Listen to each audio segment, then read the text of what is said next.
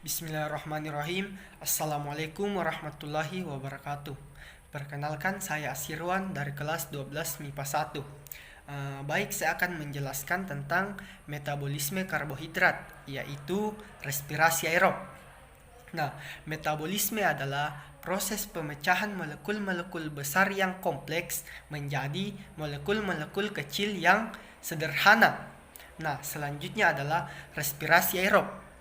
Respirasi aerob adalah proses pemecahan zat makanan menggunakan oksigen dari pernapasan untuk menghasilkan energi dalam bentuk ATP. Selanjutnya ATP digunakan untuk kelangsungan hidup yang selalu memerlukan energi. Nah, adapun tahap-tahapan dari respirasi aerob terbagi menjadi 4. Nah, yang pertama glikolisis, yang kedua dekarbonasi oksidatif, yang ketiga siklus Krebs, dan yang keempat transport elektron. Nah, yang pertama adalah glikolisis. Glikolisis adalah rangkaian reaksi kimia penguraian glukosa yang memiliki 6 atom C asam pirufat, senyawa yang memiliki 3 atom C NADH, dan ATP. Nah, pada proses glikolisis, setiap satu molekul glukosa diubah menjadi 2 molekul asam pirufat, 2 NADH, dan 2 ATP. Adapun sifat-sifat glikolisis antara lain, glikolisis dapat berlangsung pada aerob dan anaerob. Glikolisis melibatkan enzim ATP dan ADH. Nah,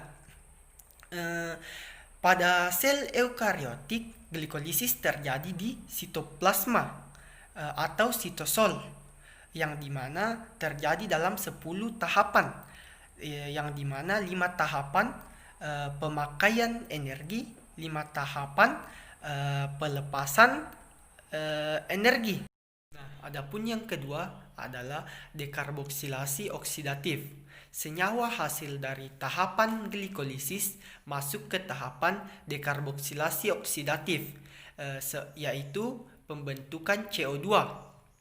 Nah, pembentukan CO2 melalui reaksi oksidasi reduksi atau redoks dengan O2 sebagai penerima elektronnya.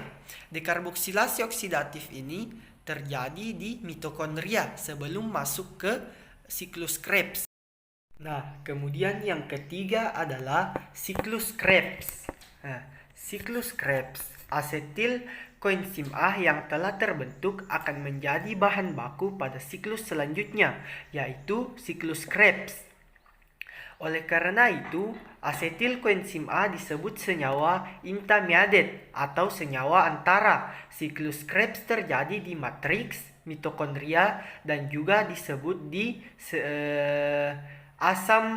siklus asam trikarboksilat.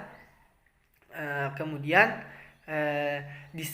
hal ini disebabkan siklus Krebs tersebut menghasilkan senyawa yang mempunyai 3 gugus karboksil seperti asam sitrat dan asam isositrat.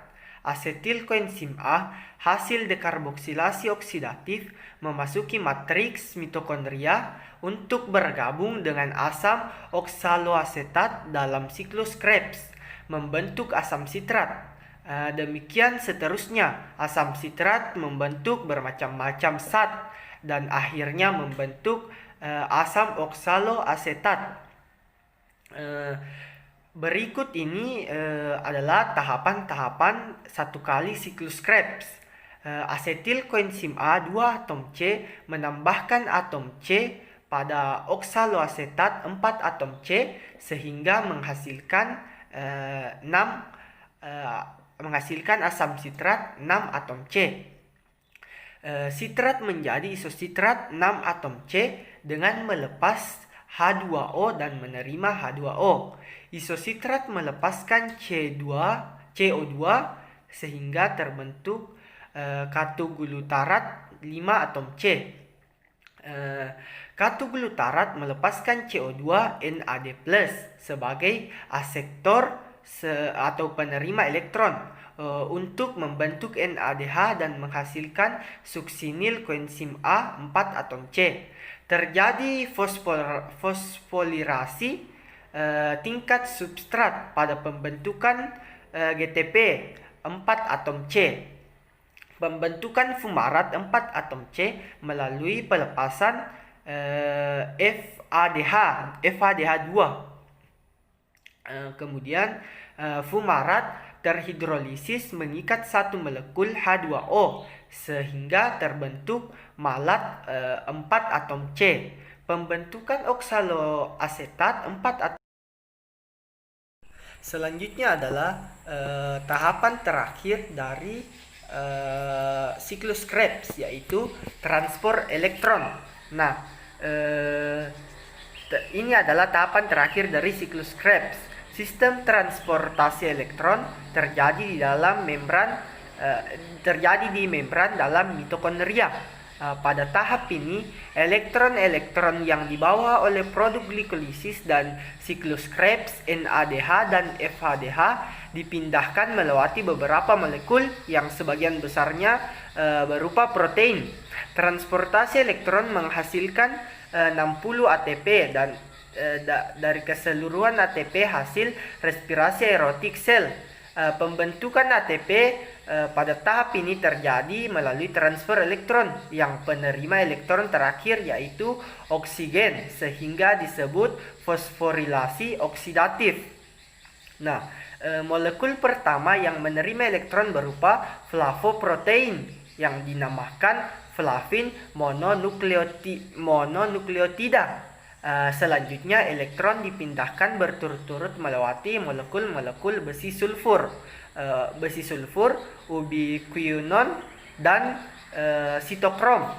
Elektron melewati sitokrom B, FeS, sitokrom C1, sitokrom C, sitokrom A, sitokrom A3 dan oksigen sebagai penerima elektron terakhir. Akhirnya terbentuklah H2O atau air.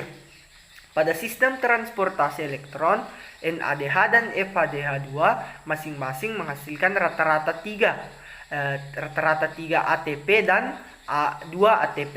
Sebanyak 2 NADH hasil glikolisis dan 2 NADH hasil dekarboksilasi oksidatif. Masing-masing menghasilkan 6 ATP. Sementara itu 6 NADH dan 2 FADH2 hasil siklus Krebs masing-masing menghasilkan 18 ATP. Jadi sistem transportasi elektron menghasilkan 34 ATP. Nah, itulah tadi penjelasan saya tentang metabolisme karbohidrat, yaitu siklus Krebs. Kurang lebihnya mohon dimaafkan. Wassalamualaikum warahmatullahi wabarakatuh.